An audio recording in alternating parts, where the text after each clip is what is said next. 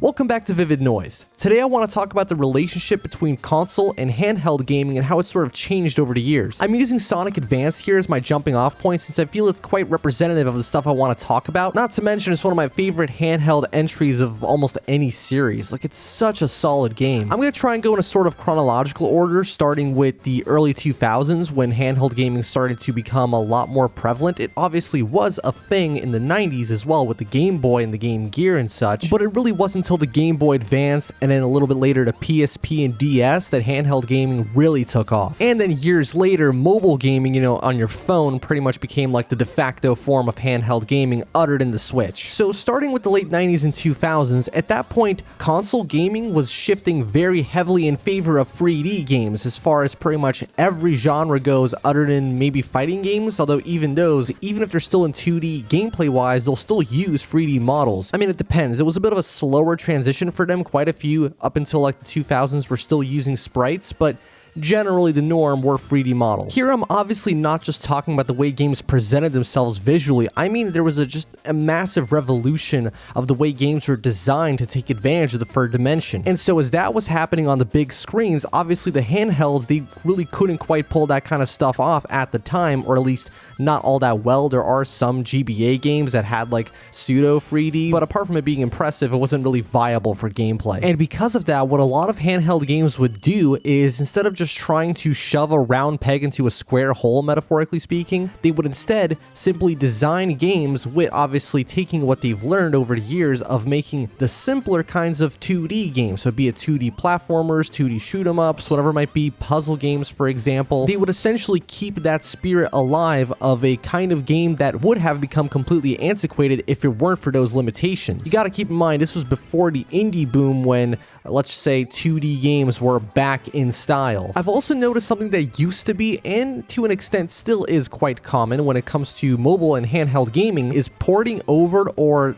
slightly remastering arcade classics in these collections. I imagine the reasons publishers wanted to do this back then was, well, not just for the sake of preservation. Whoa, a publisher caring about game preservation? I might be talking out of my ass here. But not just that, but because you see these games, these arcade games were made in like the 70s and 80s when hardware was basically non-existent, and so even the very limited hardware of the GBA was like a freaking 4090 in comparison. So it would have been a total cinch to port these over, even being emulated, not like, recreated. Even then, they would still run fairly well. There was also the occasional Atari collection, or, a collection of games that were even simpler than, stuff on the arcades. And the extreme simplicity, not just in terms of the technical aspects, but also the design of the games, lended themselves very well to a pick-up-and-play handheld sort of nature. Something that I'm quite personally fond of when it comes to this particular generation of handheld gaming is when developers take modern visual and sound sensibilities and apply them to a classic kind of game design.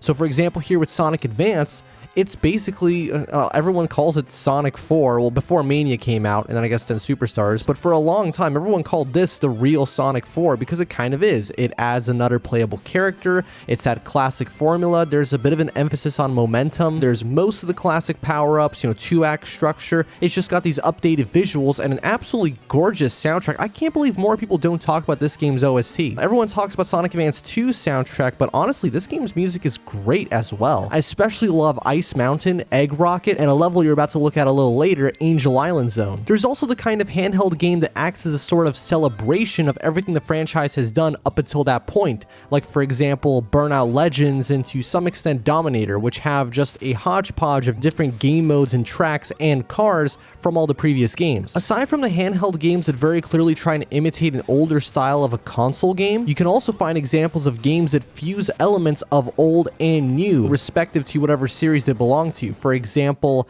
Need for Speed Underground Rivals, which is very similar to the original Underground while having a brighter color palette in the soundtrack, plus a couple extra songs of Need for Speed Underground 2, and partially being a continuation of the classic track-based system of the older Need for Speed games as opposed to going open world. And getting back to the relationship between what the console games were doing and the handheld games were doing at a specific time period, I can't not talk about the case of certain game remakes. See, what's interesting is that sometimes those particular games could still pass as the kind of game you would see on a console.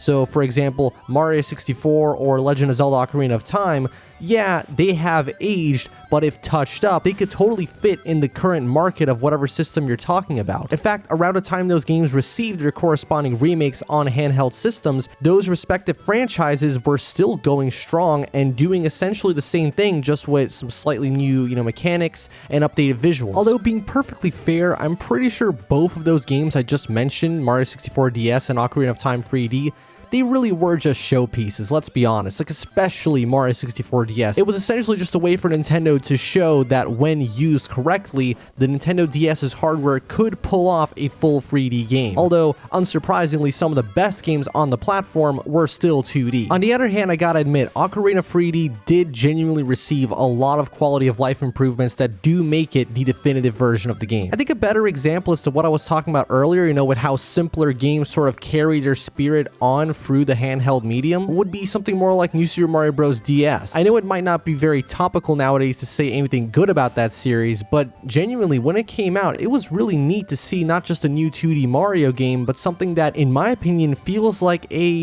for the most part, a progression of the classic formula with all these new gimmicks and stage hazards. It might just be the nostalgia, because even though I never had a DS, I had a 3DS but not a DS, and I never had New Super Mario Bros. DS on it, I still watched tons of videos on it, and I would daydream about playing it, and now that I've played it myself, it really is a very solid game. I feel like handheld gaming at that time, and even to an extent nowadays, has a much more playful sort of quality to it compared to the big budget, big screen games. A lot of the games sort of took themselves a little less seriously, and I am extremely grateful that that seemed to be the case, because without that, I don't think we would have ever seen anything as creative and stylish as something like Sonic Rush. Aside from the dual screen gimmick, I feel like the game's approach to its art direction and music, especially the music, was very heavily dictated not just by the sound chip of the Nintendo DS, as far as what it could do, but also the fact that really it's the kind of music you would never expect to hear from a Sonic game on a console. It's definitely one of a kind, and it's a shame that we're probably never going to see another Sonic game with a similar sort of direction in terms of its soundtrack. Not to say that there aren't other games out there which take inspiration from not just Sonic Rush, but also Jet Set Radio. I'm pretty sure the same guy worked on the music. And speaking of hardware limitations, I feel like it's about time that I talk about current mobile gaming. It's no secret that mobile phones for quite a long time now have had some pretty impressive graphical horsepower. Games like Asphalt 7, 8, and 9, if they're possible on your phone,